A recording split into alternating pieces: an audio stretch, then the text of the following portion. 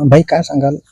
दलितांच्या हत्याकांडामध्ये मोठ्या प्रमाणात वाढ होतीये आणि विशेष म्हणजे विकास बनसोडे हा मुद्दा राज्यभर वाजत असताना राज्यामध्ये औरंगजेबाच्या खबरीचा मुद्दा पुढे केला जातोय. काय सांगाल? नाही, विकास बनसोडेचं हत्याकांड अतिशय क्रूरपणे झालेलं आहे. नितीन आगेच्या हत्याकांडाच्या धर्तीवर जसं नितीन आगेने आपल्या मैत्रिणीला फक्त एक पुस्तक दिलं होतं आणि त्याचे गावभर धिंड काढून ज्या पद्धतीने मारहाण करून त्याला संपवलं, त्याच धर्तीवरती विकास बनसोडेचं हत्याकांड झालं.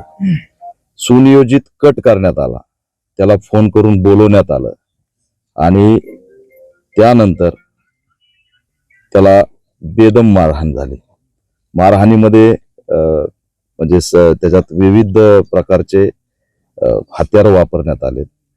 हळहळ करून मारण्याचा प्लॅन केला. तो मेला पण नाही पाहिजे, पण त्याला हे पण झाल्या पाहिजे, जखमा पण झाल्या पाहिजे.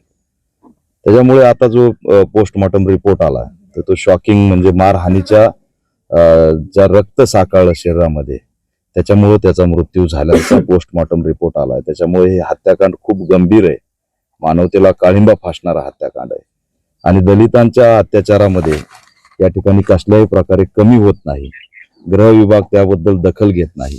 आजही बघा ना तुम्ही, या कुटुंबाला भेटायला कुणीच आलं नाही. म्हणजे या मतदारसंघाचा बाजूच्या यशी आमदार आहे, राखीव मतदारसंघातून बाबासाहेबांमुळे आमदार होतो, तो सुद्धा भेटायला येत नाही.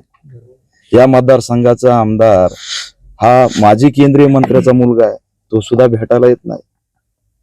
तिकडे ते आष्टीचे सुरेश धस आपल्या कार्यकर्त्याकडे जातात, इकडे जातात, तिकडे जातात, पण त्या आष्टीमध्ये एवढं मोठं हत्याकांड झालंय ते सुद्धा भेटले नाहीत कुटुंबाला. म्हणजे आम्ही नाकारलेल्या अवस्थेमध्ये जगतोय, खितपत जगतोय, न्याय मागतोय, न्याय मिळत नाही. संघर्ष केल्याशिवाय, मागण्या केल्याशिवाय आम्हाला काही मिळत नाही. आज हे आकाश बनसोडे आई वडील ऊसतोड मजूर आहेत, हाताच्या फोडासारखी लेकरं वाढवलेत आणि त्यांचं अशा प्रकारे मरण त्यांच्या डोळ्यासमोर. आणि धक्कादायक हे की याच्यामध्ये या कुटुंबाला बोलवलं होतं की तुम्ही या, आणि त्यावेळेस मारहाण सुरू होती. याचा अर्थ त्यांना सामूहिक हत्याकांड करायचं होतं. यांना सुद्धा 4च जण या, जास्त नको, ही डिमांड होती. म्हणजे पूर्ण कुटुंब मारून टाकायचं होतं. संपत्तीची मस्ती, जातीची मस्ती, तुमच्या प्रॉपर्ट्याच्या माड्या उभा करण्यासाठी आमचा घाम लागतो, आमचं कष्ट तुम्हाला चालतं, तिथं जातीवाद येत नाही. मग त्यासाठी तुम्ही काही करायला तयार. पण प्रेम प्रकरणाचा मुद्दा आला, सवर्ण मुलगी आणि दलित मुलगा म्हणून आलं की तुमचं कुटुंब सुद्धा आम्ही संपून टाकू, ही भावना या ठिकाणी तयार होते. हे दुर्दैव आहे आणि किती काळ चालणार आहे. त्याच्यामुळे आमची सरळ सरळ याच्यात भूमिका आहे की आम्ही गय करणार नाहीत. सर्व आरोपींना फाशी झाली पाहिजे. फास्ट ट्रॅक कोर्टाच्या माध्यमातून प्रकरण चाललं पाहिजे. या प्रकरणाची सखोल चौकशी झाली पाहिजे. यात दुसरा जो काही जखमी आहे त्याला तर भयंकर मारले. त्याला आता मी बघितलं, त्याच्या पाठीवरचे वन बघितले, एकदम त्या लाईटच्या तारेचा जो वायर असतो त्यांनी मारलंय खाली पाडून. तर हे 1, 2, 4 जणांचं काम नाही. आणि ट्रेनिंग बेस्ड लोक आहेत मारणारे. हे कोण लोक आहेत? साधे कुटुंबातले माणसं असं मारू शकत नाहीत. बराबर ट्रेनिंग असलेल्या माणसांनी मारलं. याचा अर्थ यांचं सामूहिक हत्याकांड करायचं ठरलं होतं आणि म्हणून याची सखोल चौकशी झाली पाहिजे. यात फास्ट ट्रॅक कोर्टाच्या माध्यमातून आरोपीला फाशी झाली पाहिजे. या कुटुंबातला त्याचा जो भाऊ आहे, आज त्यांचं कुटुंब उघड्यावर पडलंय, त्याला तात्काळ सामाजिक न्याय विभाग, राज्य सरकारने दखल घेऊन शासकीय नोकरी दिली पाहिजे. 25 ते 50 लाखाची मदत या कुटुंबाला झाली पाहिजे.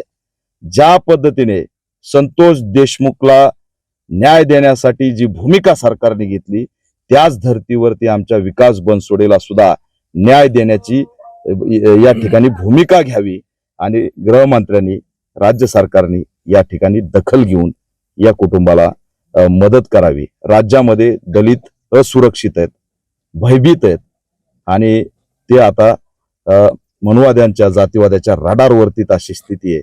त्याच्यामुळे मला आता ही संविधानाच्या चौकटीत मागणी बसते नाही बसते, पण ही मागणी करावी लागते की दलितांना आता शस्त्र परवाना दिल्याशिवाय पर्याय नाही.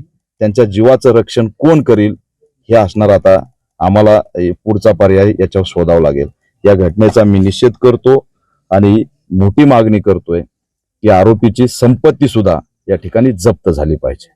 जर का लवकरात लवकर सरकारने भूमिका घेतली नाही, बघा ना तुम्ही आज कबरवर चर्चा आहे, त्याच्या आडून दंगली घडवताय, पण आमच्या विकास बनसोडेचं अधिवेशनात नाव सुद्धा घेत नाहीत. किती दुर्दैव आहे. म्हणजे दलिताचं लेकरू क्रूरपणे मारलं, हळहळ करून मारलं. अहो त्यांनी आवाज काढू नये म्हणून त्याच्या तोंडामध्ये दगड घातलाय, त्याचा आवाज निघू नये म्हणून. ही पद्धत आहे मारायची, काय वाटलं असेल. त्यांनी पाणी मागू नये, त्यांनी आवाज काढू नये, अशा पद्धतीने हळहळ करून मारलं. आणि या मारहाणीचं वर्णन अधिवेशनात होत नाही. तो बौद्ध आहे, तो दलित आहे, बाबासाहेबांचं लेकरू आहे, त्याच्यावर बोलायला यांना लाज वाटते. नाही दुसऱ्या हत्याकांडावरती बोलतात, आम्ही मानवता म्हणून सगळीकडे त्याच्यावरती बोलतो, पण आमच्या बाबतीत असं का? दलित काय या देशाचा नागरिक नाही? दलित काय या स्वतंत्र भारतात स्वतंत्र झालेला नाही? त्याच्यामुळे ही परिस्थिती खूप बिकट आहे. असंवेदनशील व्यवस्था आहे. या राजवटीमध्ये दलित सुरक्षित नाही. आणि म्हणून याच्यात अधिवेशनात सुद्धा हा मुद्दा घ्या. काय होणार आहे? कबरीवर बोलता, अबू आझमीवर बोलताय, लाडक्या बहिणीवर बोलताय, अमुकवर बोलताय, ढमुकवर बोलताय, आमचे माणसं अपहरण करून